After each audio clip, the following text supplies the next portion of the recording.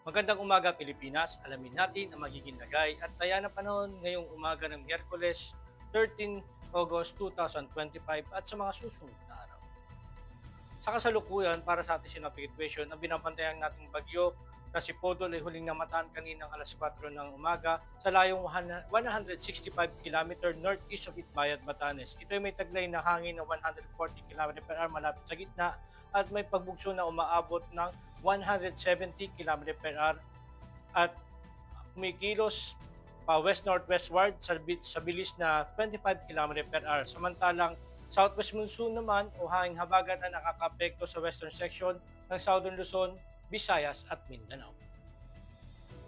At para naman sa track intensity ng bagyong si Typhoon Goryo, inaasahan natin na ito ay maglalandfall sa southern Taiwan at inaasahan natin ito ay lalabas na rin ang Philippine Area of Responsibility mamayang hapon o gabi.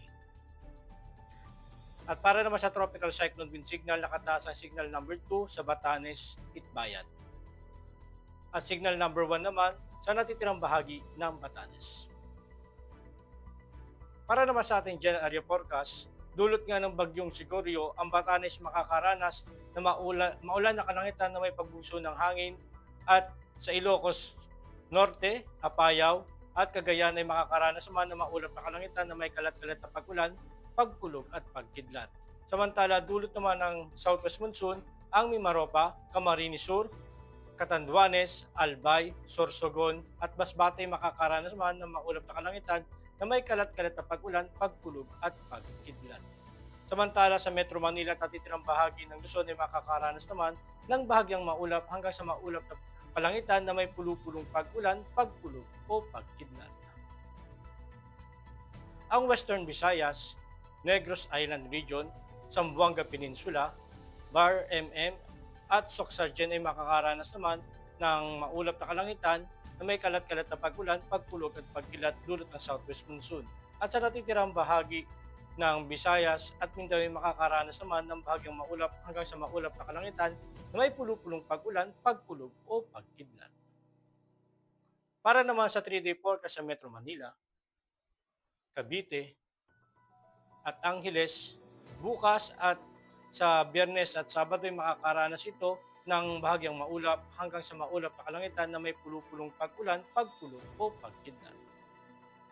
Samantala sa Lipa, Puerto Princesa, Kalayaan Island, Lapu-Lapu, at Zamboanga sa susunod na 3 araw ito makakaranas ng maulap na kalangitan na may kalat-kalat na pag-ulan, pagkulog at pagkidlat.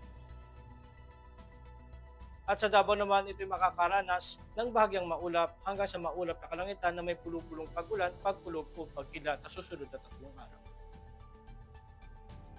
Para naman sa ating astronomical information, ng araw ay sumikat kaninang 0542 at lulubog mamayang 1820.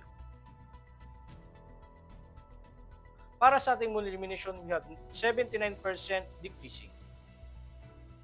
At para maging updated sa lagay at taya ng panahon, i-follow lang ang aming official social media accounts ng Air Force Weather Center. At yan lang po ang lagay ng ating panahon at sa ngalan po ng aming commanding officer na si Colonel Alvin John Cugador, Philippine Air Force General Staff Corps. Ako si Staff Sergeant Edmar B. Segadraca Jr., Philippine Air Force Weather Forecaster ng Air Force Weather Center. Muli, magandang umaga, Pilipinas.